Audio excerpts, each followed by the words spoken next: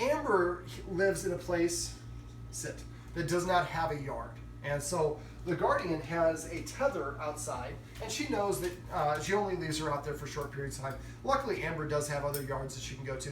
If you're watching this at home, if you tether your dog longer than 15 minutes, it's illegal in a lot of places, and it can cause stress for your dog. In this case, this is what we have to do. So basically, we're talking about rules in this part of the session, and I asked what rules she had, and she really doesn't have any rules, which is why she doesn't listen as well. So one of the rules I suggest is making the dog sit before we let it in or out of a door. For dogs, sitting is a more subordinate position. So when I deal with little kids, I say sitting is a way of saying please or thank you, sit. So what I would do is come to the door, and I'm going to kind of recreate this here in a second, but I'm going to set it up and explain it first. If I come to the door and I say sit, if the dog doesn't sit like right away, within about 3 to 5 seconds, I would turn and walk away. If I stand here and like wait, and I'm going to wait a minute, but if I stand here waiting for a minute, the dog sees he's standing near the door, he's waiting. I just have to outwait him, and then he'll get me what I want. So go sit down in the kitchen, living room, somewhere else, away from the dog, and ignore the dog. The dog comes, barks at you, protests, don't say anything. In this case, the dog scratches at the door as its way of saying, I want to go out or I want to go inside.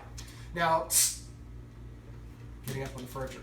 So we obviously don't want to have a dog accost our door, so the guardian here has gotten a habit of letting the dog in when that's the case. Well, dogs learn through association, so if I scratch on the door and then the human comes and opens the door, then that tells the dog and trains the dog scratching the door, sit, is the proper way to ask to go in or out.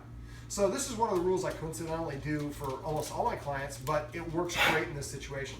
So I'm going to come to the door, and actually I'll kind of pretend to recreate it here. So I'll come over here, sit.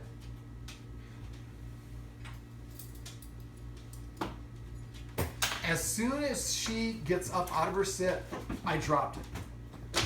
I didn't chastise her, I didn't tell her anything. I would expect her to stay in a sit. Excited is not necessarily happy. When it comes to dogs, a lot of people think that excited, it means the dog is happy. But excited is an unbalanced state of mind. It's a positive one, but it's still unbalanced. If I won the lottery before I came to do this session, I would not give it a great session because I'm trying to think about how many boats I'm going to buy. I'm in a happy place, but I'm overexcited. So we want our dogs to be calm and balanced. So I come to the door, I tell the dog to sit. If it doesn't sit within about 3 to 5 seconds, I go sit down and I wait 1 minute. When I come back to the door, then I give the dog the command again, sit. If the dog doesn't sit within about 3 to 5 seconds, this time I walk away for 2 minutes, next time for 4 minutes, next time for 8 minutes. Each time the dog fails to comply the first time, it's going to have to wait twice as long before I give it another opportunity to do it. Now for dogs, the more we repeat something, the less we mean it. In a dog pack, if I want a dog to do something, I'm going to tell it to do it. If it doesn't do it, I'm going to go escort it to doing it. I'm going to drop whatever I'm doing and prove to the dog I'm willing to burn the energy and give you my full attention and disregard everything else to let you know how serious this is for me. We have a tendency to not do this as humans, and that just reinforces the dog. It's not that important to follow or listen to them because they don't follow through. There's no consequences for them. So now it's been about a minute, so I'm going to ask, and I wouldn't normally be standing here, but for the purpose of this video I am. Amber, come. Sit.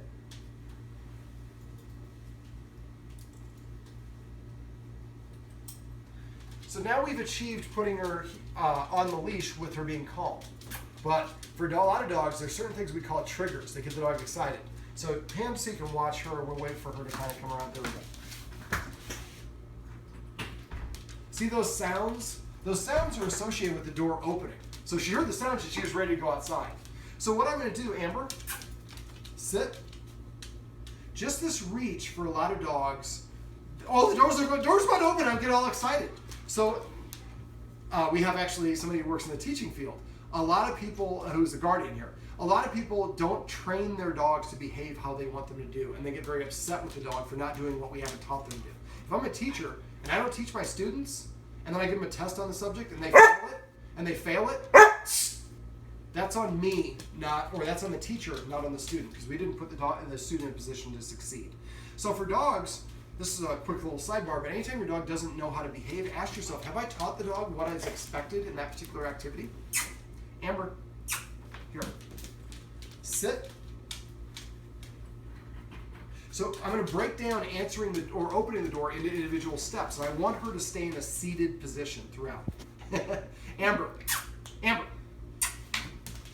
So I have treats in my hand. I'm refraining from giving her the treats right now because I don't want to reward the wrong thing.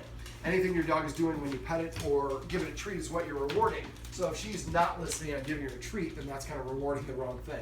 So what I'd like you to think about for this Guardian for the door is what are all the steps that are involved with opening the door? Well, I have a deadbolt here, then I have a lock on the handle, then I have the handle itself.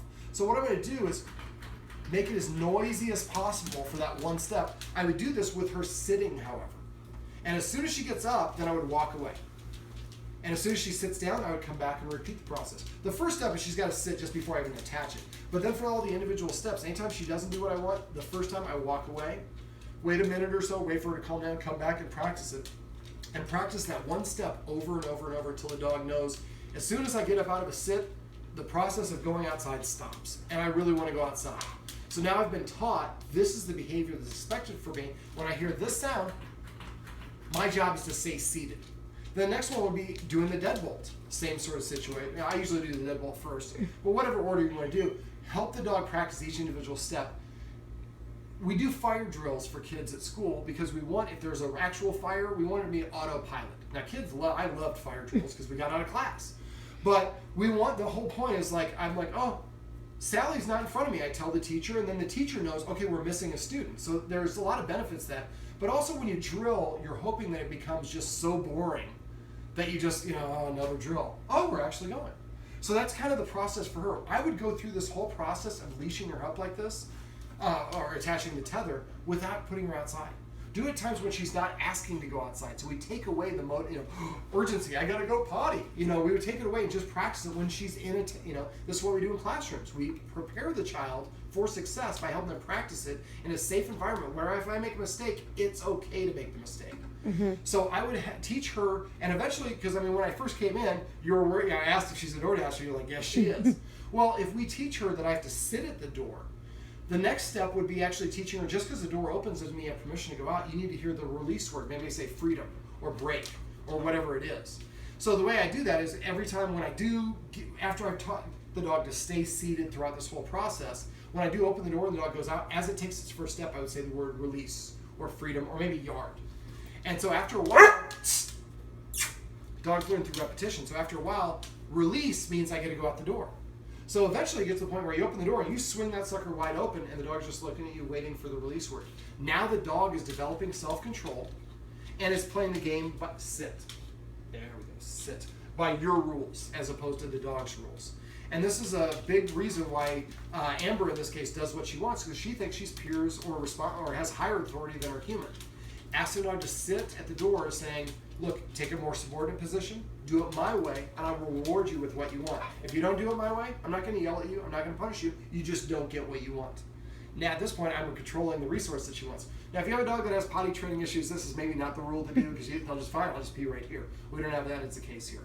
So this is a rather long video about how we can teach our dog to sit at the door before we let them out to help them develop more self-control.